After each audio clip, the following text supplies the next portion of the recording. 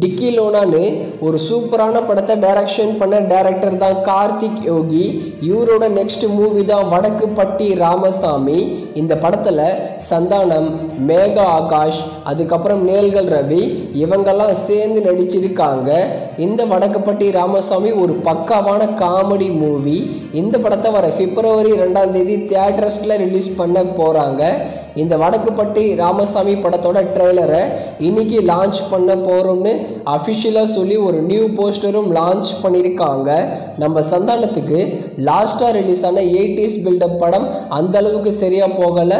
அதே மாதிரி அதுக்கு முன்னாடி ரிலீஸ் ஆன கிக்கு படமும் சரியாக போகலை. ஆனால் டிடி ரிட்டர்ன்ஸ் படம் ஒரு பிக்கெஸ்ட் பிளாக் பஸ்டர் மூவி. அதே மாதிரி இந்த வடக்குப்பட்டி ராமசாமி படமும் பிளாக் பஸ்டர் ஹிட் ஆகுமான்னு வெயிட் பண்ணி பார்க்கலாம்.